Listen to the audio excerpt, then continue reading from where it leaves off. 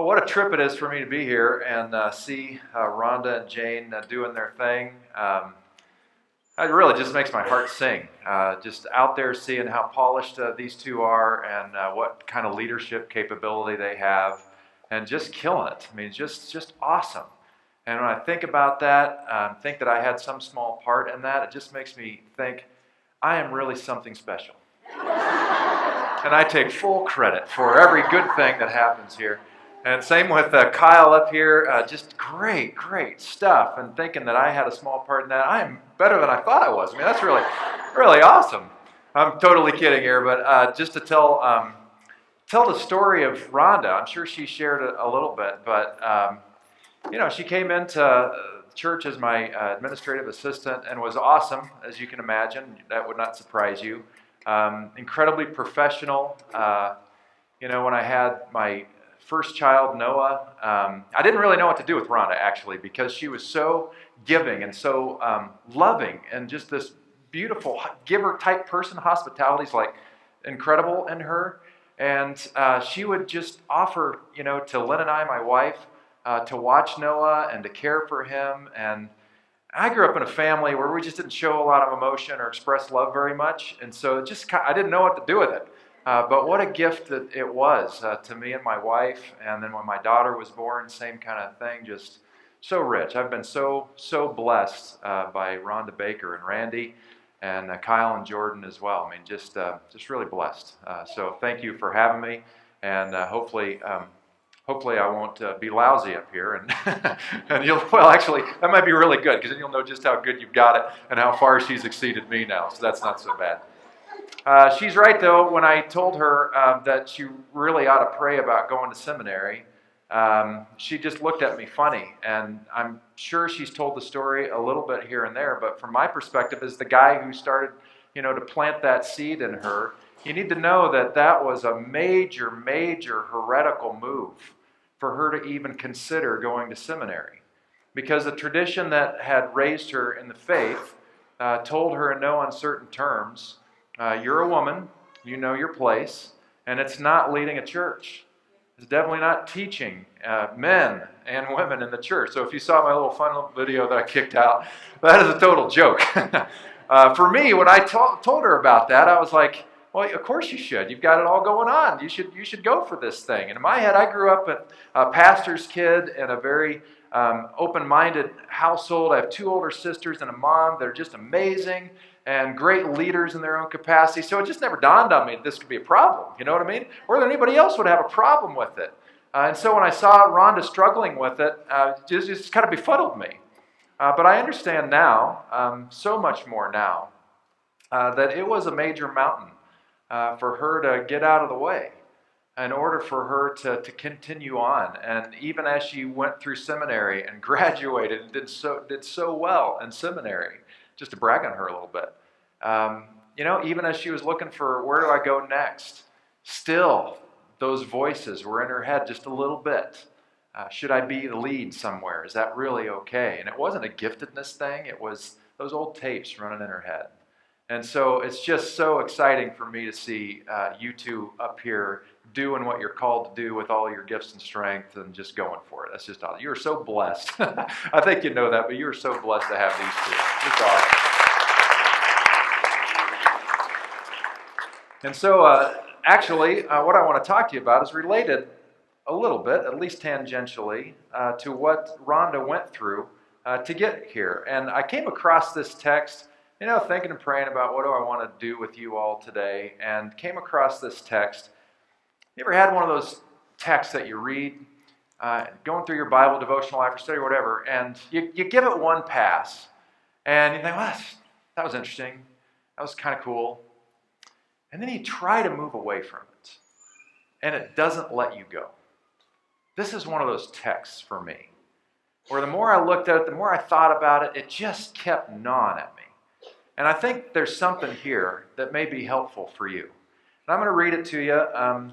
This, to give you the setup, the context, this is the day after what we call Palm Sunday in church world. So Jesus has his, what we call the triumphal entry into the city of Jerusalem. His followers are making all kinds of fanfare about it. And so they're laying down palm branches in their coats to show, hey, we're with you, man, all the way. And he gets in to Jerusalem, and he sees these money changers there, and it ticks him off. And he throws over the money tables, and it just makes the priest really upset. Nobody's making money that day, right? Except for the people who are lining the streets who are now jumping for all that cash that just went on the ground. So they're grabbing. It's a good day for them. And he kind of sneaks away, and all of a sudden the mess is kind of over. And then Jesus sets up camp somewhere near the temple or inside the courts. And he starts teaching people as he was known to do, healing people, and it was all good. And after a long day, the sun's probably setting, he journeys back up the Mount of Olives where he's going to camp out for the night. And he probably passed by a particular tree on his way back that night to their campsite. And it was probably a fig tree, and he was thinking, oh, remember fig tree on the way back, because in the morning, we're not going to have time to stop by Starbucks, so we're just going to catch that fig tree, and then we'll go on into Jerusalem, have a big, full ministry day. It's going to be great. So he wakes up early, and things are going just fine. Skips breakfast, tells the boys with him, guys, we're going to get breakfast en route. Just trust me on this one. And so that leads us to what I want to share with you. So this comes out of Matthew chapter 21, verse 18. It's just a few verses. In the morning, as Jesus was returning to Jerusalem, he was hungry. By the way, if any of you, when you get hungry, do any of you get a little grumpy? Let's be honest with each other. It's true, right? I mean, you know that Snickers commercial, those multiple things, those just resonate with us, don't they? Because when we're hungry, we get grumpy. And you're about to see Jesus get grumpy. And there's no Snickers invented yet to satisfy him so well. In the morning, as Jesus was returning to Jerusalem, he was hungry. And he noticed a fig tree beside the road, probably the one he saw the night before, thinking breakfast. He went over to see if there were any figs, but there were only leaves. Then he said to it, here comes the grumpy, may you never bear fruit again. And immediately the fig tree withered up. What? How do you tell this one to the kids? So kids, this is the Jesus. What? I mean, what do you do with this? And so the disciples were amazed when they saw this, and they asked, kind of a dumb question, how did the fig tree wither so quickly? That's the question that came out of their mouth. But secretly, they had all kinds of other questions, like, who forgot to give them a Snickers on the way to the fig tree? Because Jesus could have just as easily said to this barren fig tree, bear fruit! And immediately the thing would be full of enough figs for them to eat their fill. They could take baskets full into Jerusalem, feed a bunch of hungry people. Why didn't you think of that? And they had to be perplexed about this. It's fascinating. What do you do with a miracle story like this? Cursing a fig tree. It's nuts. Well, then he goes on, and I'll tell you all about this in just a second. But then Jesus told them, it just gets weirder. It says, I tell you the truth. If you have faith and don't doubt, you can do things like this and much more. You can even say to this mountain, may you be lifted up and thrown into the sea, and it will happen. You can pray for anything, and if you have faith, you will receive it. Now, I don't know about you, but I read that last one, and I'm like, dear God, I would love a Tesla. Any model will do. Let me put it in ridiculous mode and get 0 to 60 in 3 seconds. I mean, who wouldn't want that, right? But I think maybe there's more going on here that I'll talk about. So first let's talk about, because there's a chunk here for your second birthday that I think is really good for you guys. It's good for my church. They got the same thing. I kind of warmed up on them this week and videotaped myself doing a similar rendition of this. But there's stuff here that's really special for you that I want you to hear. And it first has to do with that fig tree. Now, if you lived in that day and age and you were familiar with Judaism, ancient Judaism, how people talk, as soon as you heard the word fig tree, bells would go off in your head. Because the image, the metaphor of fig tree showed up in the prophets, which they were familiar with. And usually the message of, or the metaphor of the fig tree was an indictment, used as an indictment against the people of Israel. And when you saw a barren fig tree, what it meant to most people was simply this: Israel, you're supposed to be my kids. You're supposed to be this wonderful tree that bears fruit. But you've gotten off step, and now you're barren. And you're not measuring up to what I dreamed you could be and what you in your heart of hearts really dreamed you could be too. So as soon as people hear fig tree, and the disciples, as they're thinking about this, especially as they kept on going with their growling bellies on the way to Jerusalem, they had to be thinking this thing through, and probably they had conversation with Jesus like, okay, so help us connect the dots here. And he's like, okay, remember back in the prophets? Remember these stories? This is what's happening here. Only here's the twist. Jesus was Jewish. Everybody say Jesus was Jewish. Thank you very much. And you're right. So Jesus was Jewish, as were his disciples. And so when he does this thing to the fig tree, it's probably not an indictment anymore against the whole people of Israel. It's not really something just for Jews altogether. And you really need to know that. Because verses like this through history have been used to foster kind of an anti-Semitic feeling. Believe it or not, the Bible has been used to justify hatred toward an entire people. And this is one of those examples of that. That's not what Jesus is talking about. He goes in, and just about as soon as he gets into the temple, he starts having it out with the priests of the temple. So I just want you to say, this is about the priests. And you would be right, because this is leveled at them. If you want to see Jesus pull off the gloves, you read the next 2 chapters after this. Oh man, you start to wonder, this guy really needed breakfast bad.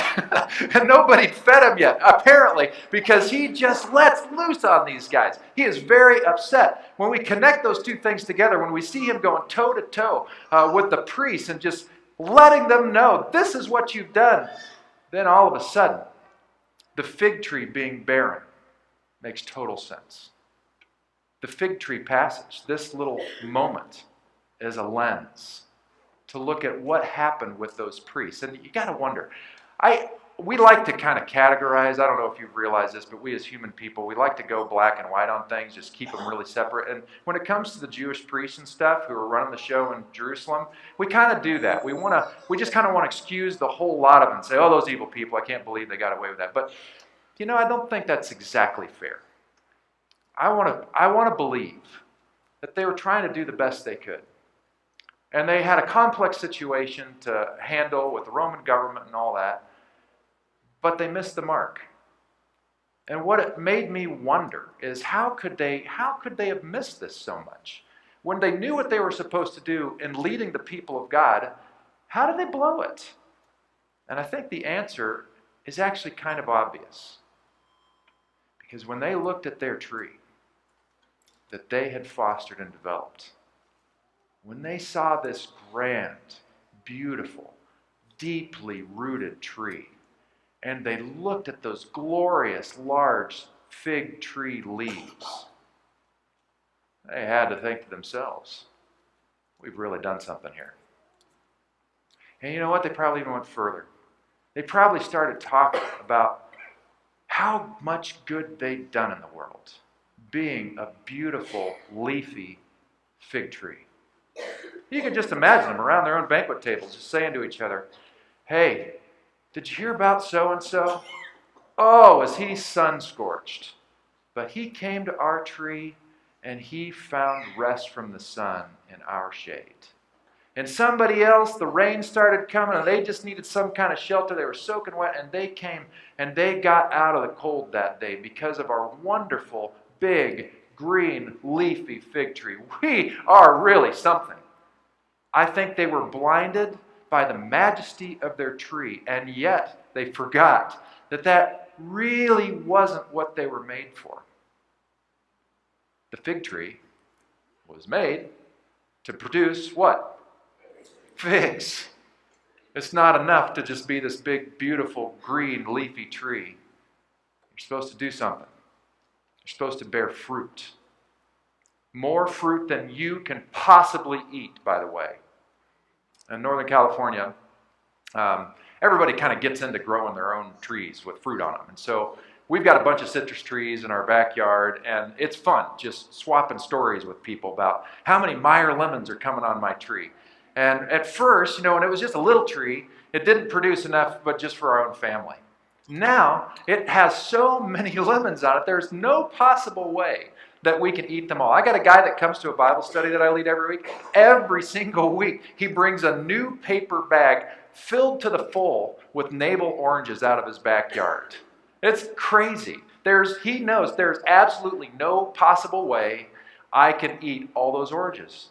There's no way a big glorious fig tree could possibly bear the fruit just enough for the people who are under its care. It was meant to feed more and more and more people in all kinds of cool ways. Just biting into the thing and enjoying it. Making fig jam, if there is such a thing. Fig Newtons, people, right? There's all kinds of possibilities, but the point is to bear fruit. Don't get stuck on your leafiness.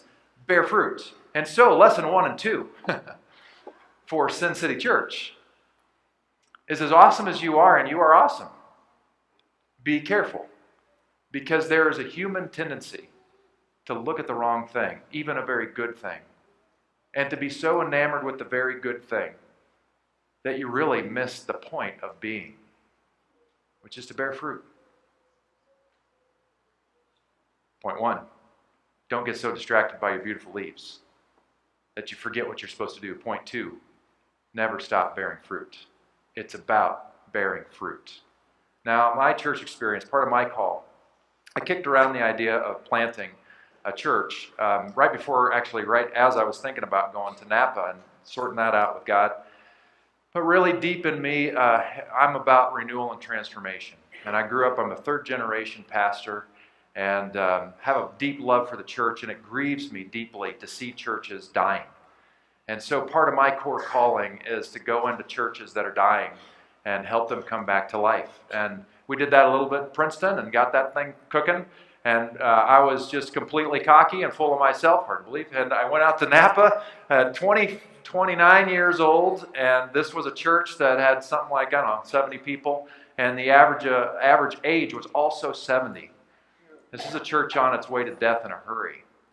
And so full of myself, I just thought, well, I'll just go and I'll, we've got some things going in Princeton. It'll be way easier in California because there's so many fish to catch. How hard could it be? Just like in Vegas, right? How hard could it be? And I got there, and the first 4 years, it was just story after story of me falling flat on my face and nothing working. And it humbled me, shaped me, formed me, crushed me.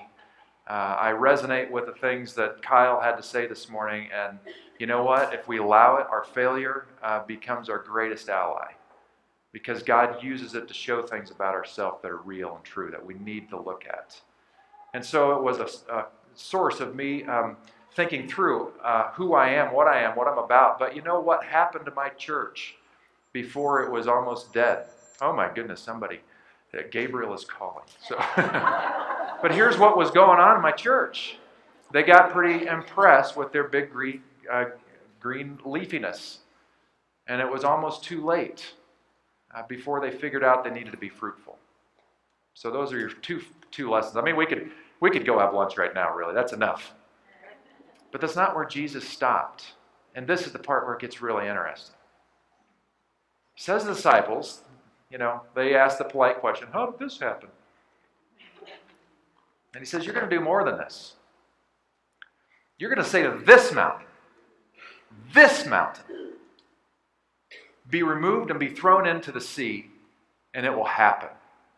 Now, in other passages of Scripture, you'll see him say stuff like, you can say to mountains to move, and they will, blah, blah, blah. But this is different. He's standing on a very particular mountain. And he says, you can say to this mountain, be removed, and it will. You know what mountain he was standing on? The Mount of Olives. Now, the Mount of Olives sits right east of the city of Jerusalem. So if you come out of Jerusalem, there's the Mount of Olives. It's right in your way. I mean, it's like hop, skip, and a jump right out of the city gate, and boom, you're down the valley, and you're right into the Mount of Olives. It's formidable. And the interesting thing is, and this is why I think that Jesus meant it when he said this mountain, is because it meant more than praying for Teslas or praying for whatever dreams or any other name it and claim it kind of theology that you may have picked up along the way. This is a very specific mountain he's talking about. And as the disciples probably asked more, Jesus probably said, do you remember this story, this prophecy in the old prophet of Zechariah? One of the final books in your Old Testament. And toward the very end of this chapter 14 of Zechariah, you get this picture of how God's going to sort it all out in the end and finally bring justice. This particular passage was written about 450 years before Jesus was even born. And the picture looks like this. It's not really very pretty at first, okay? So this is Zechariah sort of channeling God. And God is saying, through him, this house is going to go down. It's going to be ugly. Your enemies are going to come in, and they're going to wipe you out. They're going to try anyway, and it's going to be bad. It's going to be a bloodbath. And people are going to be running as fast as they can out of Jerusalem. But the problem is, as soon as they come out of the gate in Jerusalem, they're going to hit the Mount of Olives. And then it's just going to get bloodier. Because the war machine of whatever your enemies are bringing, they're just going to catch you. You're sitting ducks, you're cornered. There's nowhere to go. And so, God says through Zechariah, so what I'm going to do, says God, is I'm going to stand on Mount Olive. And I'm going to push one side of that mountain to the north and the other side of that mountain to the south. I'm going to remove part of the mountain and replace it with a flat valley. You know why God wanted to remove a chunk of the Mount of Olives? Because he wanted his people to live. He wanted them to escape. He knew that they were running for their lives. And God loves everybody. And he doesn't want them to get slaughtered. He removed the mountain because he knew there were people running for their lives. And they needed to live. It was an act of salvation. When Jesus says, you will say to this mountain, be removed, it'll happen. Why? Because people are still running for their lives. And God still wants salvation for them. Salvation in all of its fullness. Not just the wonderful hope we have that someday when this body gives out, we have something to look forward to in heaven, but a full, rich, holistically well life in harmony, the way it's supposed to be right now. Jesus is all about that. Now, if you read this passage somewhere after 70 AD, this would ring especially true for you because the Roman government came in and squashed Jerusalem like a bug. And they leveled the city and the temple right along with it. And there was a whole lot of bloodshed. There were people out working in the field, two guys working out in the field, and all of a sudden one was gone because he was dead. There were two women trying to grind out grain. Only one of them made it to bake bread that day because the other one was killed. When they heard Jesus talk about, say to this mountain, they remembered. And they started to wonder, what could that possibly mean for us? And what, Sin City Church, could it possibly mean for you to say to this mountain, be removed? Where are people running for their lives now?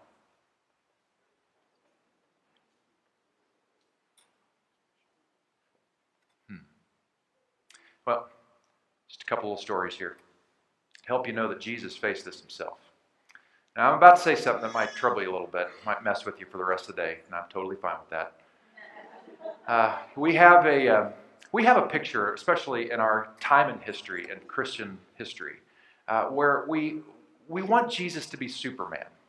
So much so that, we really elevate Son of God part, the God side, but we really struggle to let Jesus be a human being. It's kind of like somehow in our minds we've said to ourselves, okay, well, we know he had flesh and bones and that kind of stuff, but that's about it. Everything else was purely God. And we don't let Jesus be an ancient Jewish man who grew up under the Roman Empire, who grew up as a Jewish peasant making hardly enough to eat a meal a day, who was treated like a loser because he didn't have a high-paying job or a high-prestige job.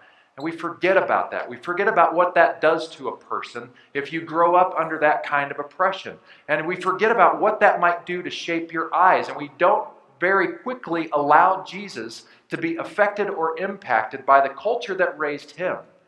But in fact, Paul says in his own letter later on that Jesus kind of came into a knowing of who he was and who he was called to be. Why do you think he waited until he was 30 years old, by the way? He had a lot of sorting out to do. What does this thing mean anyway? What am I about? Who am I? So there's this passage, kind of midway into Jesus' ministry. And he and the boys are taking an escape to the sea for the day. So they go up to the region called Tyre and Sidon, right on the northwest edge of what we would probably call Lebanon now. And he's up there hanging out at the beach. And people know him. Mainly Jewish people are finding out that he's there. And they're going there hearing him teach. And he's healing and stuff. And then a Canaanite woman, which you need to read as non-Jewish woman, comes up and says to him, "Can you help me? Can you help me? Because my daughter has some kind of weird demon possession thing, and it's killing her. And I heard you can handle this kind of thing. Can you help me? Please, I'm begging you. Can you help me?" And she doesn't let up. The disciples are kind of pushing her off, like, "Oh, don't bother us, lady. You're not Jewish, and we're Jewish, and that's just the way it is." But she persists. Got really annoying in Jesus' face. And finally, she gets to Jesus, and she asks him the question. You know what Jesus said? "I came here for the Jews.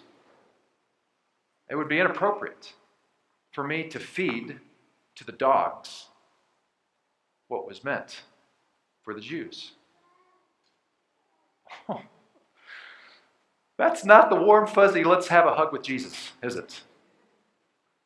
She persists, and she says, "Okay. But don't even the dogs," calling herself and her race dogs because she's so desperate, "don't even the dogs get crumbs from the table?"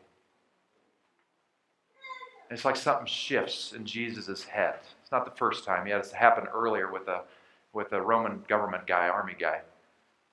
And he shifts and he thinks, "Okay, you're right. You're right. Woman, your faith has healed you." And the woman goes, or your daughter, and the woman goes, and at the moment he said that, the daughter was well. Jesus figured out there was a mountain to be removed, and he found out the hard way. Because the mountain that needed to be removed for him in that particular scene was a racist nationalism. Get me? Everything in his culture said, we're the Jewish people. It's all about the Jewish people. We don't care for the people who aren't Jewish people. We don't like them. We barely tolerate them. And that formed Jesus' eyes. That formed his heart. So we shouldn't be surprised if he's really a human being, that at some point he's going to come up against that and he's going to have to decide, is this a mountain to be removed or not? And you know what he said to himself? He said, this mountain must be removed. It must be removed, or that little girl's going to die. There was a woman running for her life, running for her daughter's life, which if you're a parent, it's kind of the same thing. That mountain had to be removed. Peter faced the same thing. The story of him being up on top of a house and having this weird vision of all this food coming down, non-kosher food, not supposed to eat kind of food, and the voice says, take and eat. Happens a couple, 3 times, and every time he hears this voice saying, take it, pig out, man, go for it. And every time he says, nope, we're not supposed to do that, can't do that. And finally the voice says, don't call unholy what I've called holy. And Peter's got the crisis thing here. Yesterday, Kyle was wearing this t-shirt, ridiculous t-shirt, but he looked pretty good in it. It said bacon strips and bacon strips and bacon strips and bacon strips. And so at that moment on that housetop, you know, Peter's mouth is salivating because he's thinking about those bacon strips. He's always wanted to try bacon strips, and now perhaps God has given him the license to go for it. He's confused about this. There's a knock at the door. He hears the voice of God say, go with whoever says to come and just see what happens. And so he goes with these people. He ends up at a guy's house, Cornelius' house, who's a big military deal. And he gets there, and his whole living room is filled with his family and his servants and friends, packed out. And finally he says to him, I've heard good things about this Jesus, and I want you to tell us about him. Peter has a crisis of belief. The first thing that comes out of his mouth when he starts to preach is, I shouldn't be here with you losers. Good intro. How to win friends and influence people, right? But he decides, he even tells them, but I guess I'm here, and the voice told me I should go ahead, so here we go. He had the same mountain to remove. Racist nationalism. He shouldn't be with those people. But he plowed forward. He started to preach. And lo and behold, if you haven't read the story, all of a sudden the Holy Spirit dumps on the whole room. All these people start manifesting the fact that the Spirit of God is actually at work within them. And he hadn't even gotten to his plea yet to think about following Jesus. It was just happening right there. And so Peter's kind of stepping back, looks at a couple of other disciples. Said, well, if you've already been baptized with the Holy Spirit, I can't think of any reason why you can't be baptized with water. And so he invites the whole household to be baptized, and they were. Really cool. Fast forward 15 years. Now you have the leadership of the Christian church. By this time in history, more and more Gentile people, non-Jewish people, are becoming Jesus followers, more so than Jewish people. And so we find the Jewish council, the leadership, Christian council rather, in Jerusalem perplexed. Because every time there's a church that gets planted, some very well-meaning Jews come along behind Paul and others, and they tell all these people, if you really want to be a good Christian, you Gentile people, you have to be a really good Jew. Guys, that means circumcision. We're going to have a nice sharpening at 2 o'clock today. And okay, so this caused all kinds of problems. How Jewish do you have to be a Christian? And so it went all the way to the Supreme Court, the council in Jerusalem. Now, bear in mind, 613 laws to be a good Jew you had to follow. 613. I wonder, after the council in Jerusalem, this Christian group of, the sharpest, brightest people who ever followed Jesus at that time, I wonder how many laws they're going to keep out of 613. You know how many they kept? 2. 2. Why? Had to do with meat sacrifice to idols and don't have sex before you're married. That's it. Out of 613. They didn't even hit the top 10, right? I mean, it's crazy. Why? How in the world could they come to that conclusion? Because they recognized that this mountain had to be removed. They had to make the way flat and straight for people to come to know Jesus, for people to know the salvation of God. You are called to remove this mountain, whatever that mountain is. You've got to prayerfully consider that. And I just want to tell you, there are some things you can expect. First thing you can expect is inner turmoil. You should expect, as you go to do very noble, fruitful things, that you're going to discover that you are rooted in the very mountain you want to remove.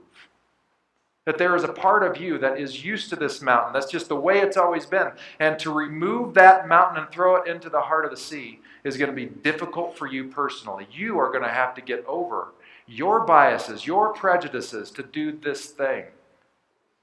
It's true. And there's another thing.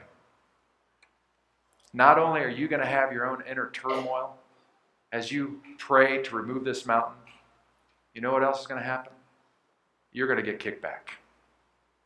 You know why? Because there are people who paid good money to have a view of that mountain. They are invested in that mountain. And when you go trying to pray that thing into the heart of the sea, that is not good news for them.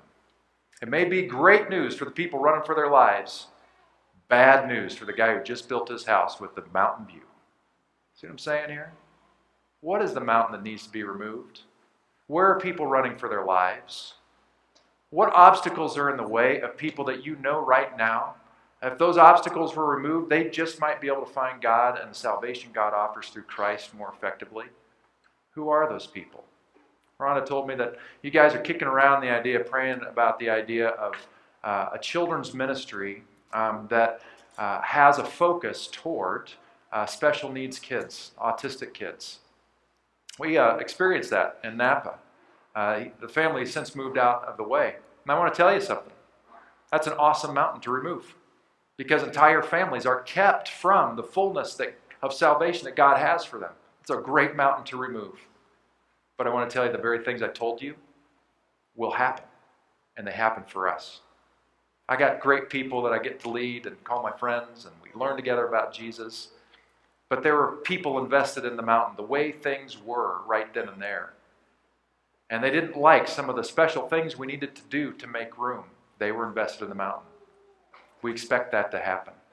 And other people coming in were uncomfortable with some of the dynamics that were happening as we were trying to figure out how best to serve and to love these families.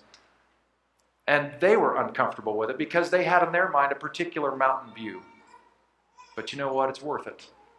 And because we figured out ways to serve and love that family, they were with us. And they grew in their understanding of God and their experience of salvation, including Austin, who we figured out a way to help him grow in his relationship with God too. What is the mountain you need to remove? Who is running for their lives? That God is saying, you've got to get rid of the obstacle because I am desperate to see them saved. That's the question you got to answer. Don't just be satisfied with a leafy tree. Bear fruit and do much more than that. You go after the mountains that have to be removed. Because if you do, they will. And you know what that means? That means more and more people are going to understand who God is, are going to have their lives radically changed. You might even call that loving people to life if you do it. That's your challenge. Let's pray together.